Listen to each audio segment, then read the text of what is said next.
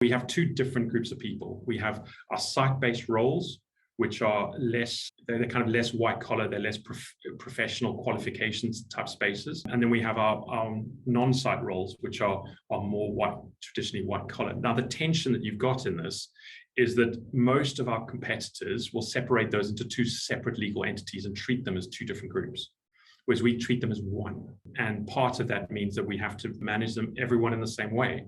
And the feedback is really positive and people appreciate it, but it means recruitment is a lot more complicated. And so part of what is about presenting MAPP as a choice, because we're values driven and because of our employee value proposition and our culture, and the fact that we tell a story as B Corp, saying it's not just us, here's an external measure of the fact that how we do this, and the fact that we're real and not corporate.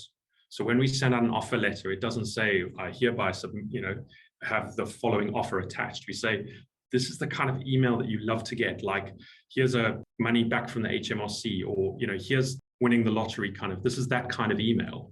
And we say that because we want people to be encouraged and excited about joining us, not feeling like they've got a letter from their doctor. We link rewards and benefits to the market, which is complex as best as it is, but it's all about good line management.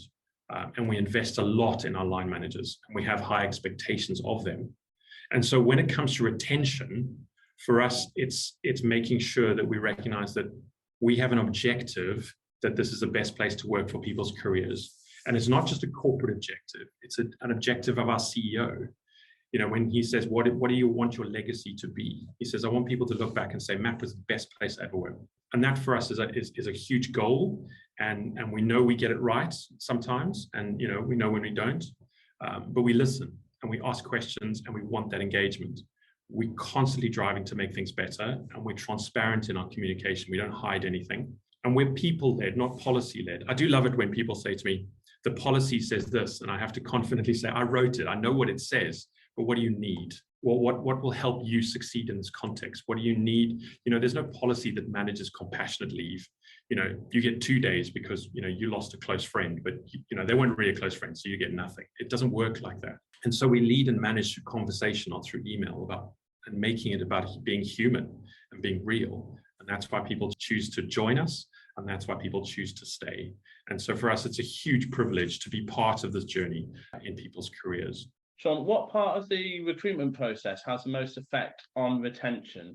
To be perfectly honest, the key thing for us is the onboarding process. I mean, the speed of the recruitment is important, but the minute that contract is signed, that it no longer becomes, oh, you're now one of us and we ignore you. There's a lot of intentional work that goes through. Having done onboarding in my master's program, 75% of people who leave in their first year make the decision in their first week.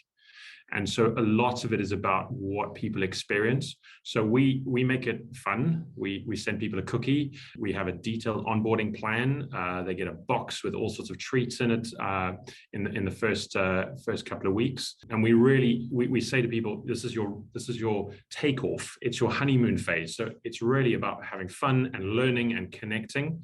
It's not about hitting a bunch of targets, because you don't know anything yet. And we find the feedback from then is absolutely phenomenal. And people really value it.